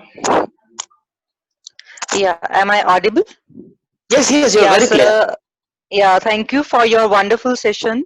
Sir, I want to ask a question. When we are conducting qualitative research and we are collecting statements from our participants, then how we have to make some themes or create themes? Yeah, that is the reason while selecting the problem I have mentioned you can identify some of the key terminology, right? See, for example, you are working with the social issues with a particular group of people. So what kind of social issues prevailing in the society? From the literature you can identify, and you can list the keywords, and based on which you can formulate the theme. If it is not working, from the common issues, for example, we can create the theme based on several questions: why it is, how it is, what for it is. Likewise, once if you put this question, the answer for these questions can be put together, and you can formulate the common ground and give the title. That will be the theme. Hope you are getting. Okay. Yeah, sir. One thing I also want to ask you, Please. while explaining the grounded theory, you have talked about the Open and Excel coding. What actually it is, that Open and Excel coding? See, actually, we are using various softwares nowadays for the qualitative research analysis also, right? Even yesterday I was discussing with Vikrant, right? In Excel, how we are coding the data, right? In the Excel sheet, you can write even male, female, etc. Am I right? In the Excel Okay. sheet, you can write male, female, etc. So you can utilize the coding procedure using the similar concept or similar wordings or similar structure, similar sentences and all that can be grouped together. That's called as Excel coding. Based on the similarity, you can identify whether it was matching with the other theories available or the previous literature available, and you can formulate the theory. That's how you can use it for the grounded theory.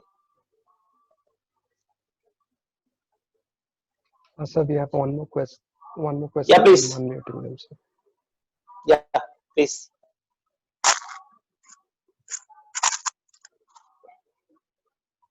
Dr. Rajlakshmi, you can click on yes and you can ask your question. Yeah. Please. Hello. Hello, Sir? ma'am. You're audible, ma'am. Please, ma'am. Yeah. Yes, sir. So I have 2 doubts. Can you please Yes, explain madam. the difference between phenomenological approach and case study? So you said in case study we See, need to give a a solution also. no, not always. In many of the case studies, it was expected to provide the solution. But with the social phenomena, our solutions can be suggestive. We cannot provide the exact solution.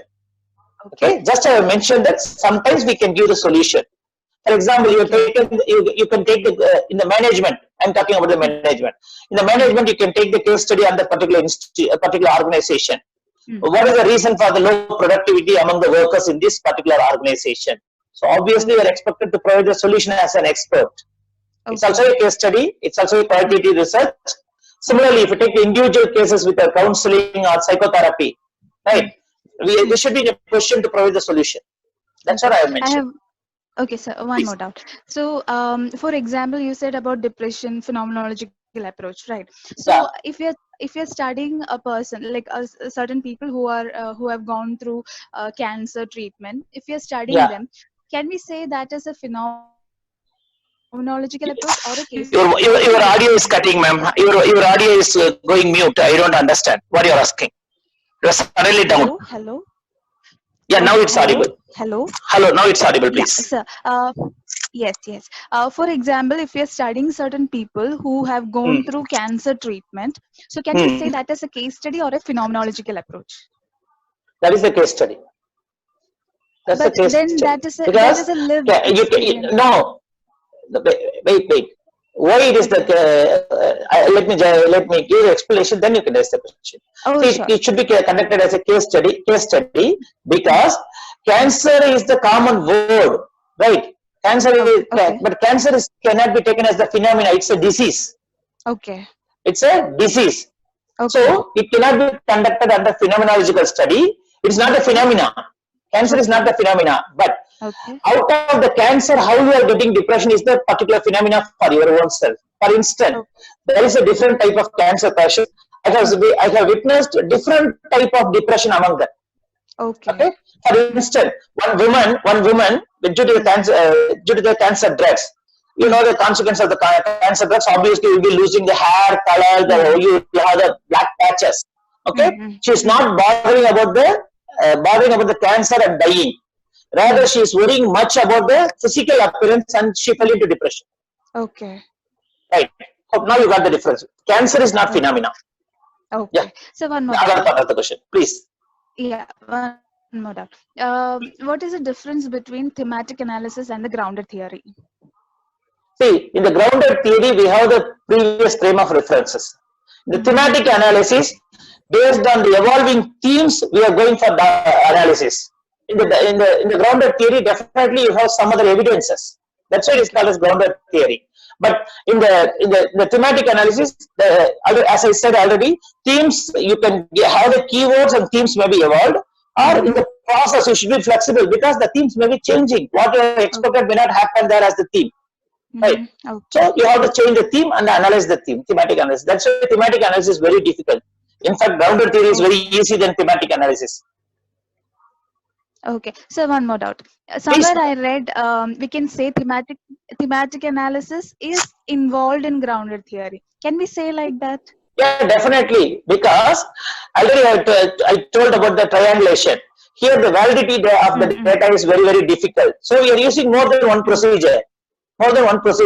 So obviously it's a triangulation. Like for example, we want to assess your capabilities. So from your supervisor, we can collect the information about your capabilities.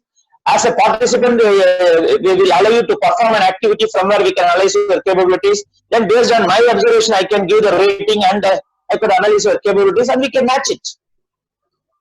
Right. Okay. So definitely, triangulation is nothing but involving more than one procedure. Yeah, please. Thank you. Okay. Thank you, sir. Thank you. Thank you, ma'am. So there is one more. Yeah, thank you so much. One more question from the chat section, sir. Please. This will be the last question for the day. So Deepa, she has asked. And Vikrant, one more thing. Since it is an online forum and we have limited time, inform the participants they can raise their questions even through WhatsApp. My number is already given, so ask them to give. Definitely, I'll answer. Sure, sir. Okay, I'm sure it's an open declaration for all the participants. Yes. Thank you, sir. What's the next question? Yeah, how can we establish the validity and reliability of the tools that has been used? See, actually, that's a bigger area, so I didn't touch that area, establishing the validity and reliability. And if it is a quantitative research in the test construction, we know how to establish the reliability and validity. But in the qualitative research, you can establish the reliability and validity based on the expert's opinion, content analysis, and you can analyze the documents available, so you can justify the things. That's what the weakness of the qualitative research. The reliability and the validity of the tools as well as data cannot be ascertained. It will be changing over the period of time. It will be changing with the same individuals with the different situation. So mostly we are relying on the content and thematic analysis only. Next. That's all with the questions for today, sir. Thank you so much. Thank you for being here with us and sharing all your knowledge and experience in the area of qualitative research and giving us such lively examples. Right now, we have come to the end of the session, and I would like to call Father Emmanuel PJ to give the vote of thanks. Thank Father, you. over to you. Thank you, Professor Vigrant.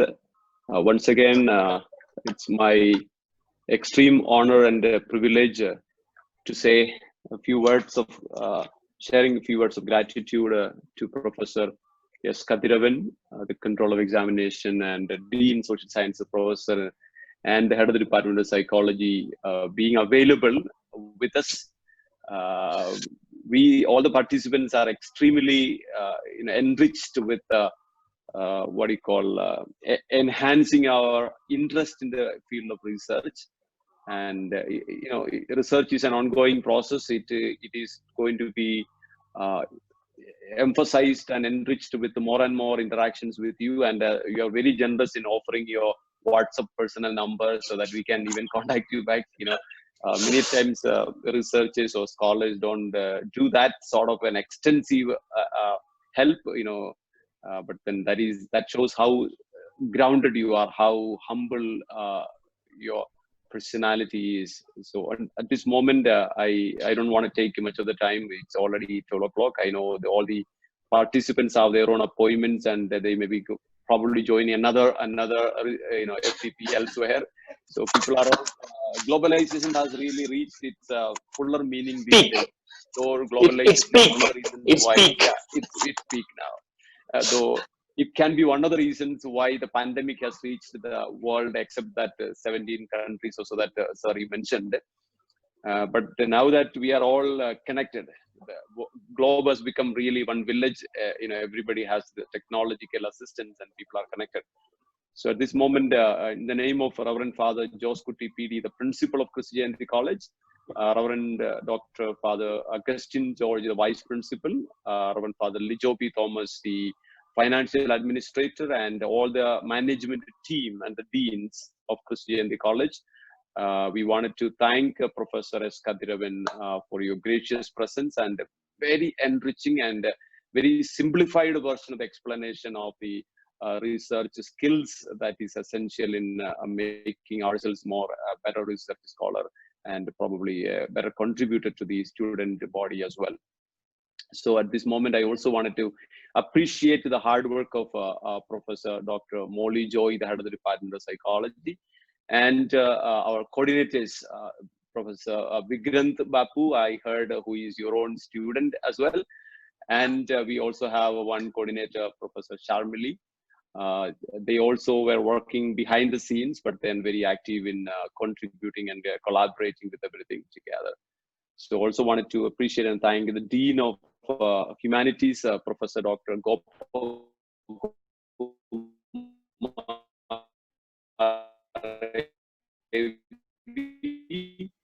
for his help. Most of all of you participants in the coming weeks. Christianity College is very specially known for its continuous what do you call the extracurricular activities as well as academic enriching programs. Last year itself, we conducted more than 595 programs, including workshops, seminars, national conferences, international conferences. But then, we were trying to send invitations through the real mail or emails that we have. Now that what I experience is that, once that system is abolished or not in activity, people have started merging in together from various parts of the world.